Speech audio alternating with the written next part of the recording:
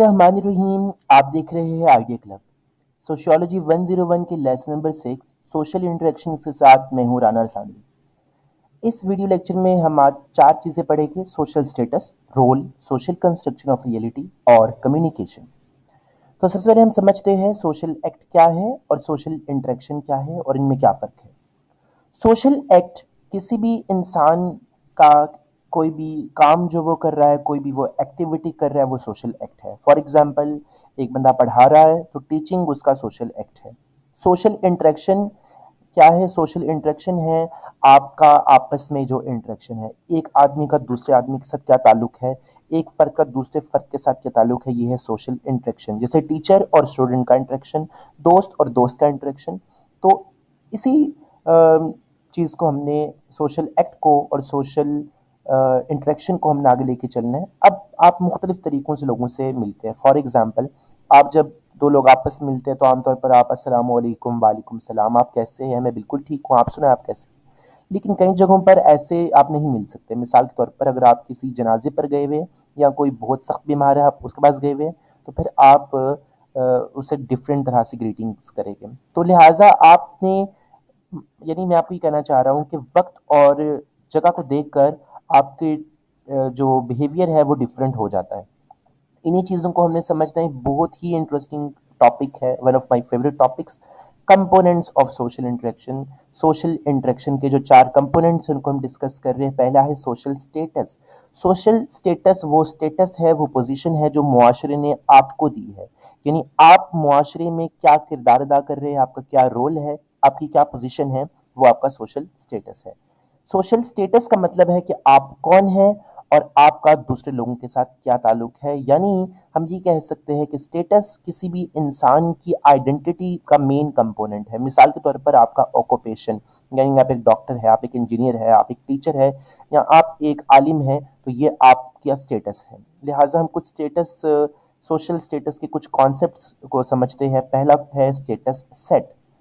कुछ ऐसे स्टेटस होते हैं जो एक ख़ास टाइम पर आपको दिए जाते हैं। यानी एक ख़ास टाइम पर आप बहुत से स्टेटस आपके पास होते हैं। मिसाल के तौर पर, आप भाई भी होते हैं, किसी के भाई भी है, किसी के दोस्त भी है, एक टीम में प्लेयर भी है, आप स्टूडेंट भी है, आप पार्ट टाइम टीचिंग भी करते हैं, आप शादीशुदा भी है, आपके बच्चे, आप पेरेंट भी है। ठीक है, तो आप एक ही वक्त में बहुत सारे स्टेटस आपके पास है। ये स्टेटस सेट है।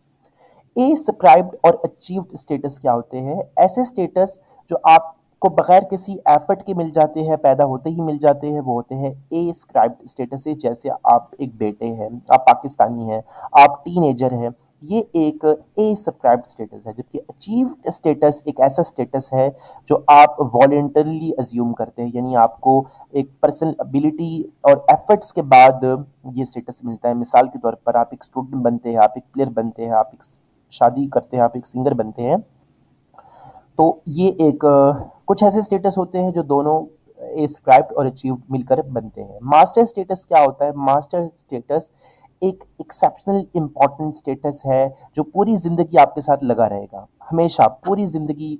ये नहीं होगा कि एक वक्त गुजर गया, आप स्टेटस ख़त्म हो गया, आप हमेशा इस स्टेटस का जुड़े रहेंगे। जैसे ऑक्यूपेशन, जैसे एक आर्मी ऑफिसर जो है वो रिटायर होने के बाद भी जनरल ही कहलाता है, कर्नल ही कहलाता है, ये उसका मास्टर स्टेटस होता है। बिल्कुल डॉक्टर भी ऐसी, बेशक वो रिटायर भी हो जाए फिर भी वो डॉक्टर ही रहता है। अब हम बात करेंगे रोल की। रोल होता है कि आपका जो स्टेटस है वो क्या डिमांड कर रहा है, यानी आपका स्टेटस, आपके स्टेटस से लोग क्या डिमांड कर रहे हैं। फॉर एग्जाम्पल, आपका स्टेटस है कि आप एक टीचर है, तो आपका रोल क्या होगा? टीचिंग करना। आप एक डॉक्टर है, आपका रोल क्या होगा? पेशेंट्स को ठीक करना। आप एक पॉलिटिशियन है, ये आपका स्टेटस है, आपका रोल क्या होगा? कि फलाह करना मुल्क की। तो हम ज़रा इसमें भी कुछ कॉन्सेप्ट समझ लेते हैं। रोल सेट, कुछ सेट रोल्स होते हैं, ठीक है, यानी जो एक स्टेटस के कुछ सेट रूल सेट होते हैं। जैसे डॉक्टर ने पेशेंट ठीक करने हैं, अब ये कहे कि डॉक्टर जो है वो मशीन बनाए, तो ये एक गलत रोल सेट आपने किया है। असल रोल सेट ये होगा कि टीचर पढ़ाएगा, डॉक्टर पेशेंट को ठीक करेगा, इंजीनियर जो है वो काम करेगा मशीनरी का।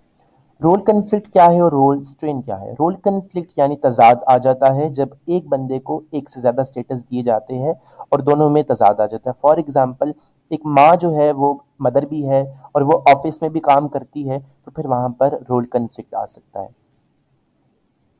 रोल स्ट्रेन क्या है? रोल स्ट्रेन है incapability among roles corresponding to a single status. यानी एक ही स्टेटस एक ही है, रोल एक ही है, लेकिन वो बंदा जो है वो उसको इनकम्पेटेबिलिटी के तौर पर निभा रहा है। मिसाल के तौर पर एक टीचर है और उसका काम है बच्चों को पढ़ाना, लेकिन वो उसके साथ साथ बच्चों के साथ बड़ा फ्रेंडली है, यानी वो टीचर के साथ साथ फ्रेंडली भी बन रहा है। ठीक है, तो ये है रोल स्ट्रेन। अब हम बात करते हैं रोल एग्जिट की।